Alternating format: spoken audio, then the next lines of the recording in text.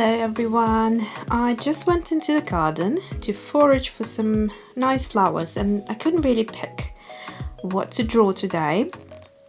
But I thought since there's actually a bunch of fuchsia or fuchsia flowers that are coming through and should be ready probably in a few days or a week and be like in a full bloom, and I have quite a few varieties, so I'm looking forward to be painting and drawing those together with you. But for now I thought let's do the Nasturtium flowers. I have a beautiful bunch that has different flowers and I love the leaves. I mean, look at that stunning beauty. I think the leaves I will do on separate occasions, so like in a different tutorial, but I just wanted to show you so that maybe if you want you can pause here and do a little color matching sketch or something like that and try them on your own before I do the tutorial, just to practice and maybe match some colors that you have in watercolors or pencils or anything that you like to work in. In terms of the flowers, I have a beautiful variety of yellow and a peach. There's something not wanting to focus here, so let's move that. So here we go. We have got a beautiful variety. Now I have to say these are not the simplest flowers to draw because of their shape, and look how fine the petal is right at the tip, and then it kind of opens up into this circular shape. Then it has loads of fine details. So what I'll try to do today is try to find a way of how to draw flowers in a more simplified and modern version. Here is another beautiful one. This is a glowing orangey red color. It's difficult to depict in its full intensity and reality in a camera. It's literally glowing when you look at it, and look at this beautiful detail inside. And then they have this little tail at the back as well, so you could draw nasturtium from different angles and have really interesting ways of looking at it. So yeah, I didn't pick an easy subject here. And here is the yellow and the orange side by side, so you can see that the orange has also nice brown bits here. So I think today I will attempt on this peachy color again. This is not an easy one, so let's see how I get on with this. I'll put the rest of the flowers in a little water jar here, hoping they're not going to fall in. And it's really hot at the moment, so even the petals have wilted a little. So let's see, I think I will be holding this one and we'll put the flowers up here. Okay, so again, as always, let's start by color matching our art supplies. I think I will be using watercolors and a bit of pencil for the detail, but yeah, let's see how we get on. Okay, so I have gone through my watercolor palette collection, trying to match colors, and I have to say there isn't a color ready for me to use, so I will have to mix something up. And what caught my attention is this Chromium orange hue, which is quite an unusual color, and quinacridone red light. I thought that the color that we need is somewhere in between those two. So let me see if I can mix it. And we will go from there. So firstly, let's put the palette somewhere here. I feel like I want to have you close to me so that I can do this sort of mixing and things, but then at the same time I can't get anything into view. So maybe let me just do it like that or like this. I'm trying to think. I'll have the colors up here, or like this better. better yet like this. Okay, so alright, so we have the Chromium orange hue, which is 6 from the left.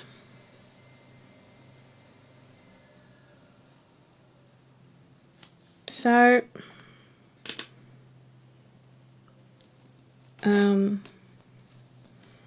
that's that.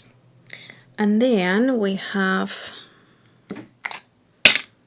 I'll use my mixing dish here, Quinacridone Red Light. Now this is a pretty color. It's very nice. Such a gorgeous pink. So let's see if we can bring these two colors together and create something similar. Oh yeah, now that's a good mix here. A bit overexposed. All right, I hope this is better now. Okay, so this is a perfect mix. Okay, I'm happy with that. Other colors that we may need are a bit of yellow, and looking at the Schmincke palette, transparent yellow would be a good match. So let's go with transparent yellow. That's a nice color.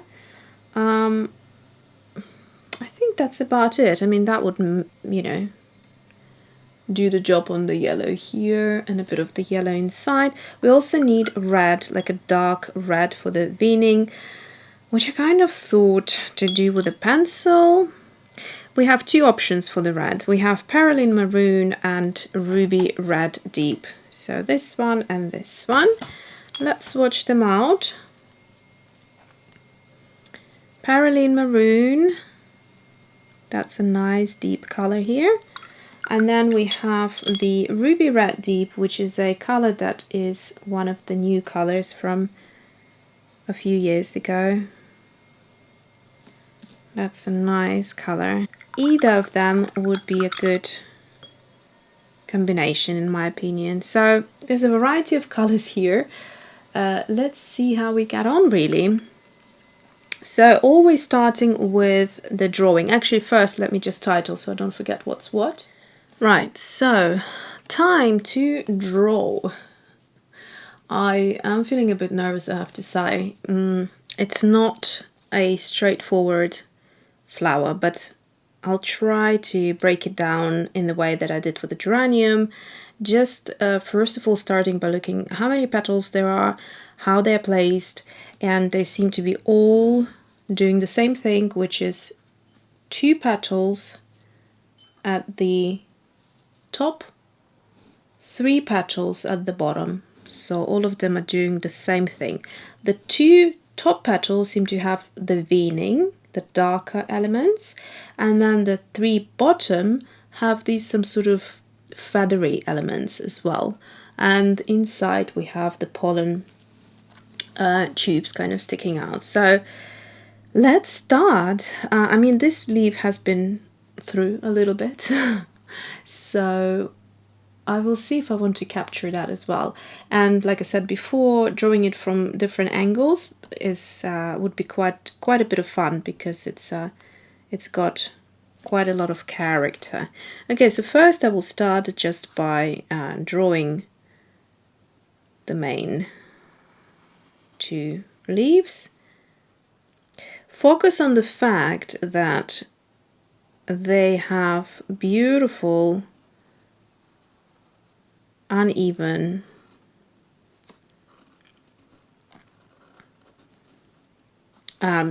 edging, so that creates a lovely bit of texture.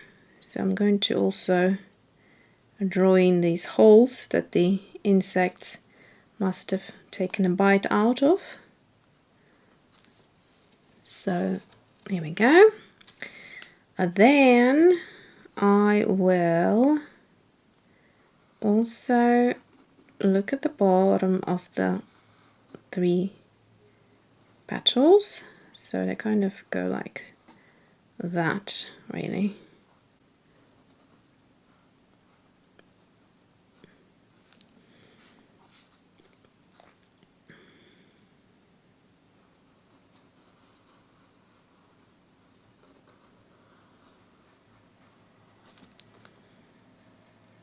And then we have the bottom one kind of sitting underneath.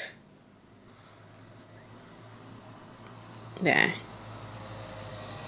So, that's that. I will probably use my pen to draw these feathery elements because there's no way I could achieve this detail with anything else. So we'll use that, the drawing part of things. Okay, and then I think I will leave this yellow bit out. I'm just going to draw what I want to draw. So that's that. And then here we have these pollen come out. So I'm just going to do a bit of that. And that's it. Now we're going to mix up a little bit more of this color that we liked. I'm going to move into the watercoloring part. Okay, so back to mixing. Chromium, orange, what was it? Hue. So it's this one. Like that. And then the beautiful quinacridone red light, which seems to be the right color, as you can see, side by side. Okay, so let's go into and start. So the leaves are curling, and the best way to suggest that curling is adding darker color right at the bottom and then darker color again here, and having this middle part lighter. So that would suggest, okay, I just had to go into rescue mode because I smudged a bunch of things here, but anyway, yeah, so by doing what I just said, which is adding the color at the edge of the petal and then again here, and using this area as the lightest would basically help us to create a sense of dimension. So to avoid this mess, what you do is you lift the color like so, right in the middle, and also try doing it in a curved line, just like the leaf would be, if that makes sense. Then let's go in and repeat the same step over all of them.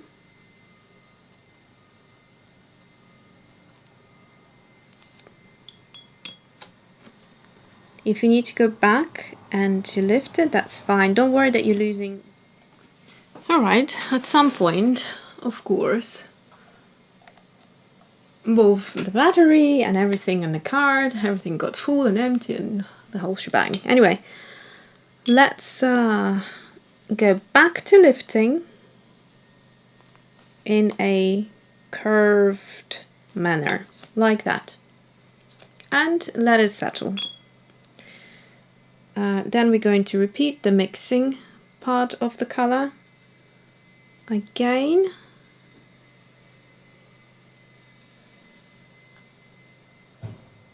This is quite beautiful. So I'm going to start again just at the edge and some right here.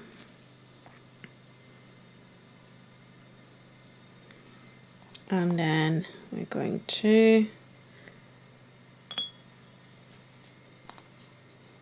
just connect. Try to not going into these holes that we drew, because obviously we want them to be wide. If you can be bothered, you can use masking tape at this point, or not masking tape, masking fluid, sorry, and you can add that in there. So there wasn't enough orange as it was here, so don't worry, we're going to glaze these areas here, and it all will come to the same color again. So here's how you do the glazing. You just add it onto the dry area, and again just remove the middle like so. Okay, let's carry on and finish these two leaves, or petals rather. It's interesting, I've even noticed this, the botanical artists also quite often say leaves when they mean petals and vice versa. When you're in the moment, you just kind of don't pay much attention what's what, I guess. So here we go again, curved line. At this point, what would be good actually is get your drying tool, and if you don't want the spreading happening and you want to set the color, this is where a drying tool would come in quite handy.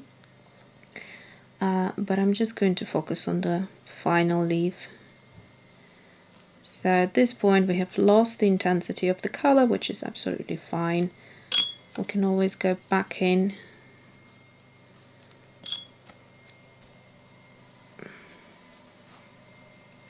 This brush is so good. You don't need to be precious with it. Okay, so you can see it's very light, very gentle, very much like what we can see here. But if we wanted to add these elements of darkness here and there, and this is usually what makes an illustration stand out, is those finishing touches, then we can create a more creamier version, less water, more pigment, so it will be more thicker.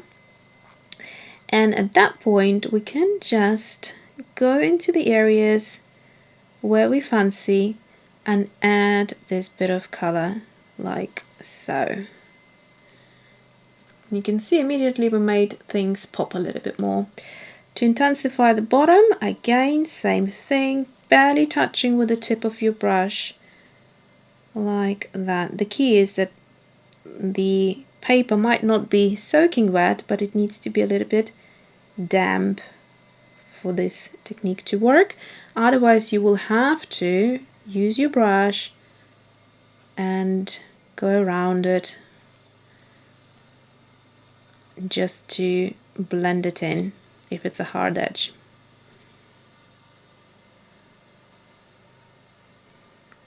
So make sure you catch your watercolor at the right time. And that's it. So we have intensified it a little bit, but we kept the lightness of it. So the next thing I would need to do is, you can see there is no hollow because it's held by this cap, which is yellow. Now for that I will need to wait a little bit to add that yellow in the middle. And the colors, the watercolor in the petals needs to be fully dry for that part. So let's do a little break and then we'll come back.